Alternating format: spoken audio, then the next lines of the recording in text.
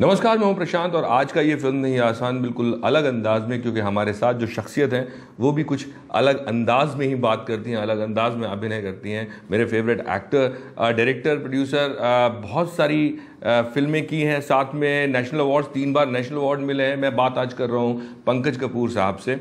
बहुत बहुत शुक्रिया पहले तो हमसे बात करने के लिए, वक्त देने के लिए। My pleasure. और मैं जिस ऑफिस में बैठा हुआ हूँ, इस ऑफिस में बहुत सारी पेंटिंग से जब मैं अंदर आया तो मुझे ये इस बात का एहसास है, शायद पहली बार हुआ कि आप बहुत अच्छे पेंटर भी हैं।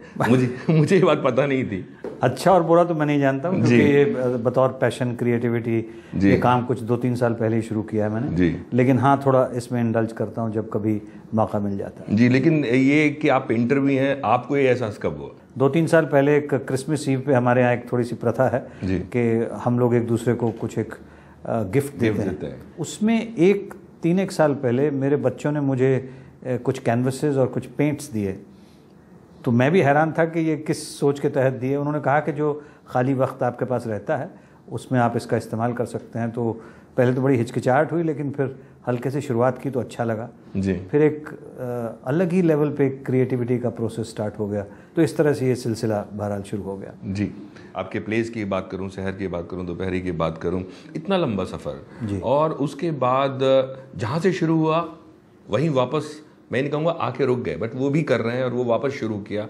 क्या वजह होती है फिल्म्स में उस तरह का काम या उस तरह का सेटिस्फेक्शन ना मिलना, या एक एक्टर की भूख, या एक बोरियत जो उस तरह के काम से हो जाती है, या रोज़ वैनिटी वैन्स में बैठ के इंतज़ार करना और घंटों, मतलब 2 शॉट पूरे दिन में 4 शॉट हो गए, सीन हो गए जी। क्या वजह होती है आप जैसे एक्टर के लिए? शुरुआत मेरी थिएटर में हुई, मतलब तालीम वहाँ से हासिल की और कई साल तक लगातार थिएटर ही करते रहे। फिर जब बम्बई शिफ्ट हुए तो यहाँ पे भी नाटक करना हमने शुरू किया, लेकिन यहाँ पे कुछ ऐसी मजबूरियाँ हमारे सामने आई कि थिएटर मिलना मुश्किल हो गया, रिहर्सल स्पेस मिलना मुश्किल हो गया। तो मैंने अपनी जो क्रिएटिव कह लेंगे या जो भी उसे कहना चाहें, अपनी एनर्जीज़ को मैंने राइटिंग की तरफ, डायरेक्शन की तरफ उसको मोड़ दिया, समझ लीजिए।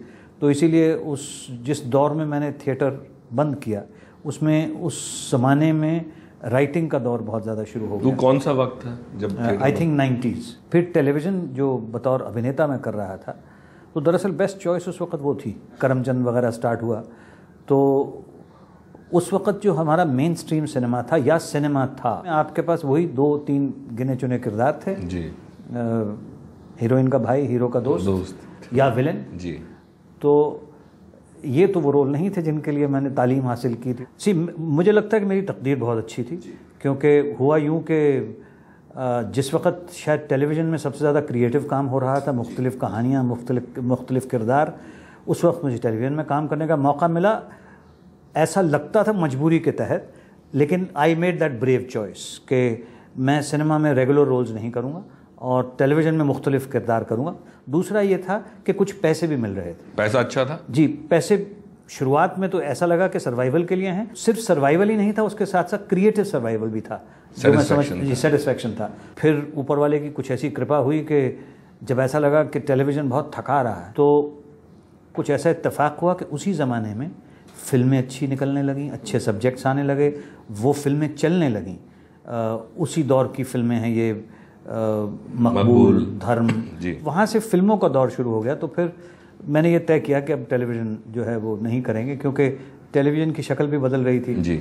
और कुछ ऐसी शक्ल थी जिसको मैं पहचान नहीं पा रहा था। तो मेरे पास कुछ वक्त भी होने लगा, जिसमें से कुछ हिस्सा मैंने पेंटिंग में सर्व किया, और फिर मुझे ख्याल आया कि बहुत अरसे से थिएटर की ज़मीन पे नहीं उतरा हूँ, जहाँ पे मेरी एक्चुअली शुरुआत हुई है और जहाँ से मैंने तालीम हासिल की है। तो ये सिलसिला दोपहरी का रहा। इस तरह से थिएटर में वापसी हुई, समझ लीजिए, और उम्मीद करता हूँ कि जब तक हूँ तब तक चलता रहेगा ये सिलसिला। मेरे ख्याल में कॉलेज टाइम से, स्कूल टाइम से आप प्लेस कर रहे थे, और आपके फादर साहब ने कहा कि बेटा अगर आपको इस लाइन में जाना है तो प्रॉपर पढ़ाई करके जाओ। उस वक्त ऐसी सोच रखना, आपको इजाज़त दे देना, और जब आपने FTI भी मेरे ख्याल में दिया और आपने NSD भी दिया, और FTI में शायद नहीं हो पाया बिकॉज ऑफ कद काठी, तो पहले कौन सा दिया था, FTI या NSD?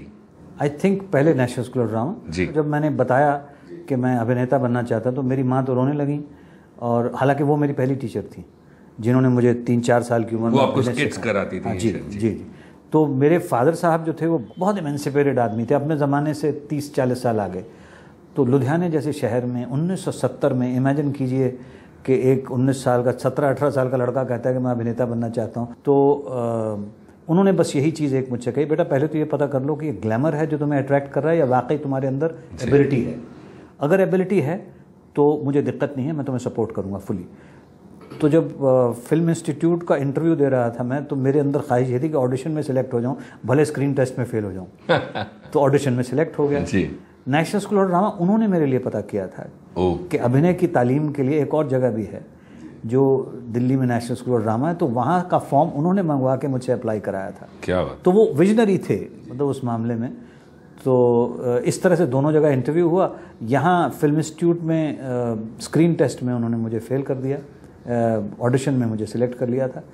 तो नेशनल स्कूल ऑफ ड्रामा ने मुझे सिलेक्ट कर लिया और फिर वहाँ तालीम हासिल हुई और वही मेरे लिए ज़मीन बनी आगे के काम के लिए।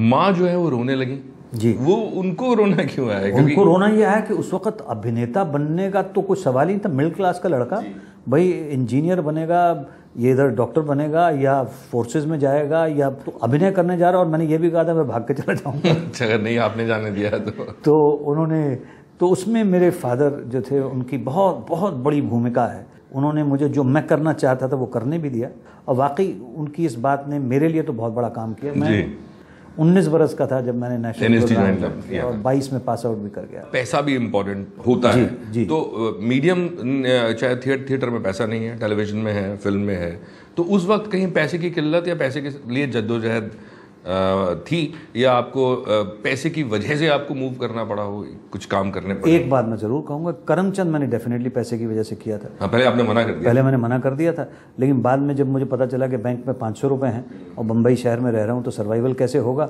तो मैंने कहा चलो ट्राई करके देखते हैं इस मीडियम को भी। और इत्तफाकन वो कुछ ऐसा हो गया कि पॉपुलर भी हो गया और लोगों में आपकी पहचान भी बन गई और उससे एक फिल्म और टेलीविज़न के अंदर का सिलसिला शुरू हो गया। कहीं ना कहीं जब आप करमचंद के बाद लोगों ने आपको अप्रोच किया होगा, काम के लिए मना करना, कई बार ये इंडस्ट्री उसको बतौर घमंड या बतौर एक एटीट्यूड भी ले लेती है जी। वो उसका सामना आपको करना पड़ा? आज भी करना पड़ रहा है। आज भी करना पड़ रहा है। अब तो खैर सिलसिला बहुत बदल गया है। आप 80s की सोचिए, जब एक नया एक्टर ठीक है स्कूल ऑफ ड्रामा से ट्रेन होकर बम्बई आया है और वो कोई अगर उससे कहता है कि हम चाहते हैं तो हमारी फिल्म में रोल करो, वो कहता है स्क्रिप्ट, तो आपकी तरफ ऐसे देखते थे कि आप कौन हैं स्क्रिप्ट मांगने वाले? यहाँ तो हीरो स्क्रिप्ट नहीं मांगता, आप कौन हैं? उससे बहुत फ़र्क पड़ गया है। आज 30 साल बाद लोग स्क्रिप्ट लेके आते हैं। I think we have really moved ahead in terms of thinking कि फ़िल्म कैसे बनती है, कैसे बनना चाहिए। उस ज़माने में सब कुछ यहाँ होता था और कुछ कुछ होते होते फिल्म बन जाती थी। उसमें बहुत अच्छी फिल्में बनी, लेकिन मुझे ऐसा लगता है कि जो बहुत अच्छे लोगों ने काम किया उन लोगों की स्क्रिप्टें पहले से तैयार थीं डेफिनेटली। और लेकिन 70% 80% फिल्में ऐसी बनती थी जिनमें लास्ट मिनट पे डायलॉग दिए जाना, लास्ट मिनट पे गरम गरम आ रहे हैं। हाँ, तो मैं उसमें यकीन नहीं रखता था। बट मुझे ये बताइए कि आपने कहा आपको फिल्म की तरफ नहीं जाना था। रेपेटरी के टाइम पे जब आपको गांधी के लिए आया इनविटेशन या कहिए आपने ऑडिशन दिया, आपका सिलेक्शन हुआ, तो वो क्यों आपने फिर डिसाइड किया कि मुझे गांधी करनी चाहिए? क्योंकि हमारे डायरेक्टर स्कूल ऑफ ड्रामा ने उस वक्त कहा कि ये national father of the nation पे पिक्चर बन रही है, तो हमारे लोगों में से जो भी सिलेक्ट होंगे नेशनल स्कूल ऑफ ड्रामा उन्हें परमिशन देगा कि वो काम करें। तो इसलिए हमने काम किया जी। इस काम की वजह से उन्होंने निकाल दिया। मुझे निकल जाने की वजह से how to survive, where to go, तो किसी ने बताया कि श्याम बेनेगल साहब एक फिल्म बना रहे हैं। ओम जी ने बताया था, ओम पुरी साहब, वो मेरे मित्र थे बहुत अच्छे। उन्होंने कहा कि भाई श्याम बेनेगल साहब फिल्म बना रहे हैं, आप मिल लीजिए। उनसे मिले, उन्होंने कहा आ जाओ। ऐसे फिल्म का एक्चुअली आरोहण ऐसे फिल्म का सिलसिला शुरू हुआ। उसके बाद भी हम 2 फिल्में करके ये और कहाँ से गुजर गया करके दिल्ली चले गए। वहाँ पे रुका हुआ फैसला नाटक किया, नाटक ही कर रहे, जाने भी दो यारो आ गई। उसके लिए भी क्योंकि लिखने वाले रंजीत कपूर और सतीश कौशिक थे, थिएटर के लोग थे, तो रोल के लिए बुला लिया गया। ऐसे में सिलसिला शुरू हुआ, तो बनते बनता चला गया वो सिलसिला जी। लेकिन गांधी में जब आप रोल कर रहे थे और फिर आपको मैंने सुना गांधी जी की जो डबिंग थी वो भी आपने की, तो वो कैसे हुआ? बम्बई में ही थे जब ये पता चला कि भाई इसकी डबिंग हो रही है। 200-250-300 लोगों को कहा वॉइस टेस्टिंग के लिए, तो मैं भी उस भीड़ में चला गया, मैंने भी अपनी आवाज़ दे दी। तो अगले दिन या तीसरे दिन मुझे बुला लिया गया, तो उन्होंने कहा कि भाई आप शॉर्टलिस्ट हुए हैं। तो मुझे रिचर्ड एटनबरा साहब ने कहा कि मैं क्योंकि हिंदी नहीं जानता हूँ, इसलिए मैं चाहता हूँ कि अंग्रेज़ी में आप मेरे लिए एक सीन डब करें। तो मैंने कहा जी ठीक है। और उन्होंने सबसे मुश्किल सीन गांधी जी का, जो फिल्म गांधी जी की आवाज़ आपको बनना थी। हाँ जी। तो मैंने एक टेक किया और मैंने कहा कि भाई एक और करेंगे। उन्होंने कहा नहीं, I think it's fine, let me hear it. और मैंने सुना तो I was myself surprised, क्योंकि कुछ ठीक ठाक हो गया था।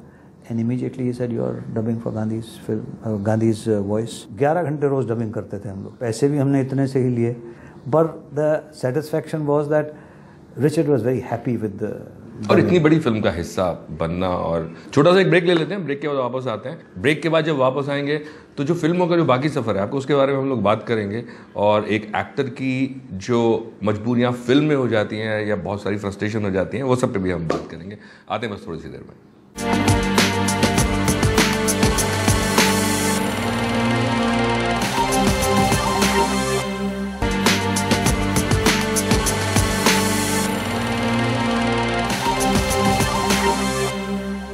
ब्रेक के बाद एक बार फिर से हम वापस आ गए। हमारे साथ हैं वेटरन एक्टर पंकज कपूर साहब, और पंकज जी से हम लोग बात कर रहे हैं उनके लाइफ के बारे में, आपके सफ़र के बारे में, जो भी आपने कैरेक्टर्स किए हैं। चाहे हम धन की बात करें, बिजली, मटरू की बिजली का बंडोला की बात करें, या हम लोग मकबूल की बात करें, ये जितने भी कैरेक्टर्स हैं बहुत इंटेंस कैरेक्टर्स, और जितने भी डायरेक्टर्स के साथ आपने काम किया है, आप कहते हैं कि कुछ लोग हैं जिनके साथ आपने 2 बार 3 बार रिपीट किया है जी, लेकिन ये जो किरदार है बहुत वक्फे के बाद है, वक्त के बाद है। चूज करने में वक्त आप लगाते हैं, लेकिन कुछ ऐसा दिल में बनाया हुआ कि मुझे 2 साल में पिक्चर करनी है या नहीं करनी है? क्योंकि मैं देख रहा था कि शुरुआत में आपकी साल में 2 से 4 फिल्में हर साल आती थी जी। और मेरे ख्याल में पिछले 2 साल में 2016-17 में फिल्म नहीं है। तो कहीं मिस करते हैं सिनेमा को? ऐसे मिस करता हूँ डेफिनेटली। मुझे तो बल्कि हैरानी होती है कि इतना काम करने के बाद भी अभी भी इतनी मुख्तलिफ स्क्रिप्टें होने के बाद भी काम क्यों नहीं आ रहा है। ऐसा नहीं है नहीं आ रहा है, आता है। नहीं, बिल्कुल आता है, क्योंकि मैं भी कुछ लोगों से मैंने सुना है कि जो स्क्रिप्ट्स आपके पास आती हैं बिल्कुल। और ऐसा नहीं है कि मैं सबको मना करता हूँ जी। कई बार ऐसा भी होता है कि कुछ स्क्रिप्टों को आप हाँ करते हैं, वो मटेरियलाइज नहीं हो पाती जी, प्रोडक्शन के लेवल पे, को एक्टर्स के लेवल पे। हाँ, मैं एक चीज़ में थोड़ा कमज़ोर हूँ जी। मैं बहुत पार्टियों में नहीं जाता, बहुत नेटवर्किंग नहीं करता, मैं सोशल मीडिया पे नहीं जाते, ये सब चीज़ें। मेरा फेसबुक पेज नहीं है, मैं ट्विटर नहीं करता हूँ, इंस्टाग्राम नहीं है। Not that I am not aware, but I don't want to get into this, because मुझे अच्छा लगता है यार। मैं अपना अभिनय करके यहाँ जब वापस आता हूँ और बैठ के शायद एक किताब पढ़ता हूँ या म्यूज़िक सुनता हूँ या कुछ लिखता हूँ, वो मेरा समय है, मेरा टाइम है। मैं कई बार, जैसे मेरा प्रिंसिपल है, मैं सुबह 10 बजे से पहले मोबाइल नहीं देखता जी, नहीं देखता। मुझे ऐसा भी लगता है कि मेरी वो भी ख्वाहिश नहीं है कि हर रोज़ मेरे पास कुछ ना कुछ होना चाहिए और मैं 365 दिन महीने में सेट्स पे होना चाहिए, ऐसी मेरी ख्वाहिश नहीं है जी। मेरी ख्वाहिश सिर्फ ये है कि अच्छा काम करूं और मज़ा लेके काम करूं। शाहिद जो अपना काम फिल्मों में आपने देखी होगी, कैसा लगा आपको उनका काम? आउटस्टैंडिंग, अच्छा लगा आपको? बहुत अच्छा काम। और अगर मैं जो रोल उनके पास था, उस रोल में वैसा काम कर पाना बहुत मुश्किल है, और जिस कंस्ट्रेंट्स के साथ उन्होंने काम किया है, I really say very, very good. Not because he's my son. Any other actor, if they had done it at the level at which he has done, I'd say the same thing. Direction पे आपने हाथ आजमाया, आगे direct करने का सोच रहे हैं, क्योंकि आप लिखते, मैं कह रहा 360 डिग्री आपको आती हैं चीज़ें। Thank you. आगे फिल्म का प्लान है, क्योंकि थिएटर में आप डायरेक्ट कर रहे हैं, थिएटर में आप एक्ट कर रहे हैं, फिल्म में आपने लिखी हैं आपने, तो आगे क्या प्लान है? डायरेक्ट करने का भी है, एक्ट करने का तो है ही जी, वो तो रहेगा। डायरेक्ट करने में सिर्फ एक हल्की सी दिक्कत है यार, मैं बहुत स्ट्रगल नहीं कर सकता हूँ। मतलब मेरे लिए मुमकिन नहीं है कि मैं अपना स्क्रिप्ट उठा के और प्रोडक्शन हाउसेस में घूमूं कि भाई ज़रा मेरा स्क्रिप्ट सुन लो, ज़रा देख लो। मगर उसकी एक फ़िज़िकल रियलिटी भी है कि जब तक उन लोगों को पता नहीं चलेगा तब तक वो कैसे हाँ या ना कहेंगे, ये भी मैं समझता हूँ। तो I think I am at a dilemma stage जहाँ पे मुझे इसका कोई तोड़ निकालना पड़ेगा। किसी और का स्क्रिप्ट हो वो भी आप करना चाहेंगे? नहीं, या खुद अपने ही? नहीं, I am open to the idea. अगर कोई बहुत अच्छा स्क्रिप्ट लाएगा, व्हाई नॉट, ज़रूर जी। मगर वो फिर मेरे लहजे का होना चाहिए, मतलब मेरी समझ में आना चाहिए। लहजे का भी नहीं कहूँगा, मेरी समझ में आना चाहिए कि हाँ हाँ यार ये फिल्म बननी चाहिए और शायद मैं इसमें कुछ बतौर डायरेक्टर कुछ कंट्रीब्यूट कर पाऊँगा। क्योंकि एक अच्छी खासी पढ़ाई थिएटर से आप करके आते हैं, और आज क्या पहले भी बहुत सारे ऐसे एक्टर्स थे जो बिना पढ़ाई किया है, जिसको मैं ऐसा मानता हूँ कि दो तरह के एक्टर अच्छे होते हैं, या तो स्पॉन्टेनियस जो कर दे, या जिसने बहुत सीखा हो, बीच वाले मुझे नहीं लगता जी। तो अभी जिस तरह के एक्टर्स आप इंडस्ट्री में देख रहे हैं, आपको लगता है कहीं ना कहीं वो जो ज़माना आप दौर में जिसमें आप आए थे, नसीर साहब, आप लोग, बहुत सारे एक्टर्स थे, उसी तरह के एक्टर्स आज आ रहे हैं बिना पढ़े भी, और या आपको लगता है कि पढ़ाई ज़रूरी है उन लोगों के लिए भी जो लोग? देखिए, पढ़ाई ज़रूरी के पीछे एक वजह है छोटी सी, थोड़े सिंबॉलिक है जी। एक नदी है, उसका एक बहाव है, और उसके बहाव में एक तेज़ी बढ़ती है तो आसपास की चीज़ों को बर्बाद कर देती है, लेकिन उसी नदी को अगर बांध दिया जाए तो बिजली पैदा हो सकती है। इतना फ़र्क है तालीम हासिल करने में। तालीम किसी स्कूल ऑफ ड्रामा में जाके हासिल करें ज़रूरी नहीं है, किसी के अंडर हासिल कर लें, किसी थिएटर ग्रुप के साथ लग के हासिल कर लें, चीज़ों को देख के हासिल कर लें, नो प्रॉब्लम्स।